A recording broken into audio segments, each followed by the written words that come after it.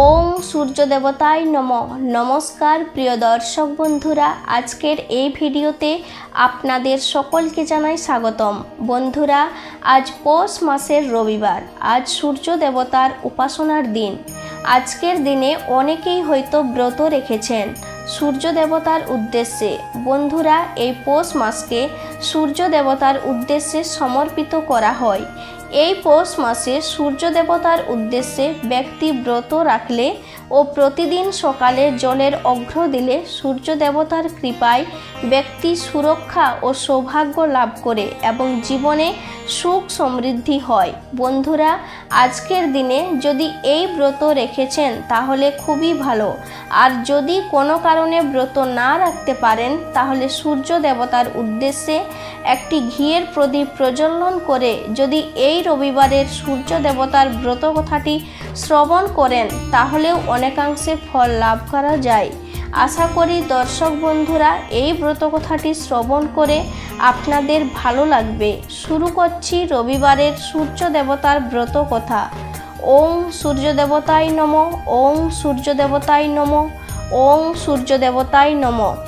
বহু বছর আগে এক বৃদ্ধা সূর্যদেবের ভক্তিতে মগ্ন ছিলেন।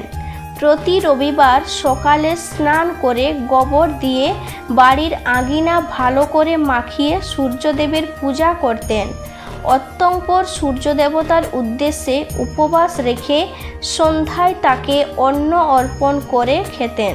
সূর্যদেব সেই বৃদ্ধা মহিলার ভক্তিতে খুব খুশি হলেন এবং ভগবানের কৃপায় সেই বৃদ্ধাকে কোনো প্রকার অসুবিধার সম্মুখীন হতে হলো না। সেই বৃদ্ধার সুখ স্বাচ্ছন্দ্য দেখে প্রতিবেশী ঈর্ষান্বিত হতে লাগলো। ওই বৃদ্ধা আঙিনায় প্রতিবেশীদের বাঁধা গরুর গোবর দিয়ে প্রতিবেশীর উঠান রাঙিয়ে দিতেন। হিংসার বশবর্তী হয়ে প্রতিবেশী ওই গরুটিকে উঠানের পরিবর্তে বাড়ির ভিতরে বেঁধে রাখতে শুরু করে। এখন পরের রবিবার সকালে বৃদ্ধা সূর্যদেবকে পূজা করার জন্য বাড়িতে গোবর খুঁজে পাননি, যার কারণে তিনি সূর্য দেবতার পূজা করতে পারেননি এবং তিনি সারাদিন ক্ষুধার্ত ছিলেন। রাতে সূর্যদেব স্বপ্নে সে বৃদ্ধা মহিলার কাছে আসেন এবং তাকে পূজা না করার এবং ভোগ না দেওয়ার কারণ জিজ্ঞেস করেন। জবাবে বৃদ্ধা বলেন, বাড়ির উঠানে গোবর নেই তাই পূজা করতে পারিনি, পূজা করেননি তাই খাবারও দেইনি। বৃদ্ধার কথা শুনে সূর্যদেব তাকে বলেন যে আমি তোমার ভক্তিতে সন্তুষ্ট, তাই তোমাকে একটি গরু দিচ্ছি, সে তোমার ঘর ধন সম্পদ দিয়ে ভরে দেবে। এই কথা বলার সাথে সাথেই সূর্যদেব স্বপ্ন ছেড়ে চলে গেলেন। পরদিন সকালে বুড়ির চোখ খুললে সে দেখে তার উঠোনে একটি সুন্দর গরু ও বাছুর বাঁধা।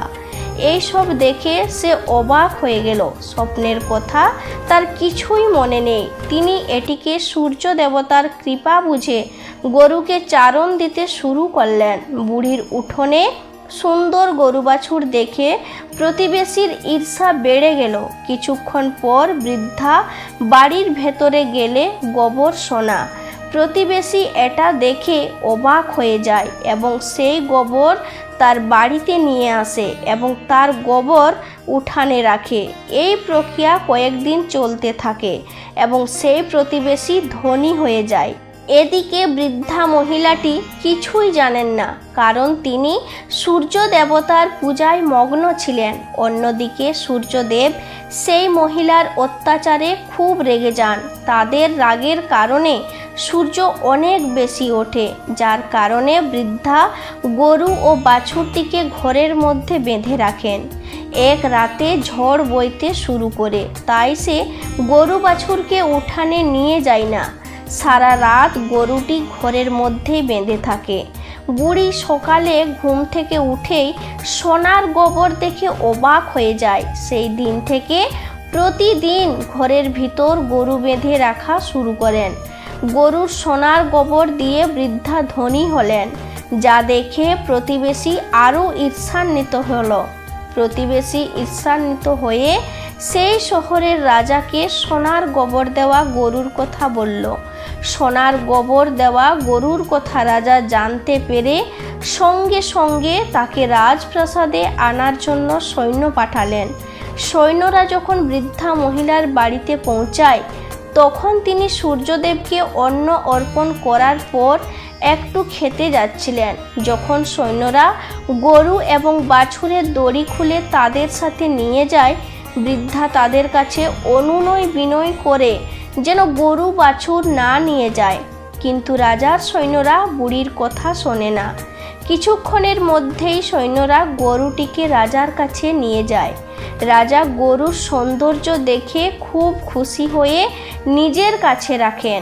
গরু বাছুর চলে যাওয়ার শোকে বৃদ্ধা সারাদিন না খেয়ে সূর্য দেবতার কাছে প্রার্থনা করেন গরু বাছুর ফিরিয়ে দিতে। এদিকে পরের দিন সকালে সোনার গোবর দেখে রাজা অবাক হন।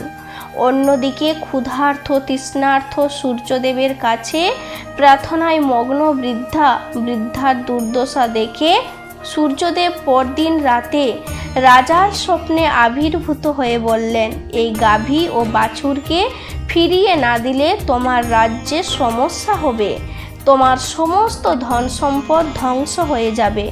সূর্য দেবতার কথা শুনে রাজার ঘুম ভেঙে যায়। পরের দিন সকালে বৃদ্ধা মহিলার কাছে গরু এবং বাছুর ফিরিয়ে দেয়, তাকে কিছু টাকাও দেয় এবং তার প্রতিবেশীকে শাস্তি দেন রাজা। এই অলৌকিক গাভী ও বৃদ্ধার উপর সূর্য দেবতার কৃপা দেখে রাজা সমগ্র নগরবাসীকে সূর্য দেবতার পূজা করে প্রতি রবিবার উপবাস করতে বলেন। এরপর থেকে রবিবার উপবাসের প্রচলন শুরু হয় এবং রাজার সমগ্র রাজ্যে আনন্দ বিরাজ করে। রবিবারের সূর্য দেবতার ব্রতকথা এখানেই সমাপ্ত। আশা করি দর্শক বন্ধুরা এই ব্রতকথাটি শ্রবণ করে আপনাদের ভালো লেগেছে। তাহলে বন্ধুরা এখানে ভিডিওটি শেষ করছি। সবাই ভালো থাকুন, সুস্থ থাকুন। নমস্কার, ধন্যবাদ। ঈশ্বর আপনার মঙ্গল করুক।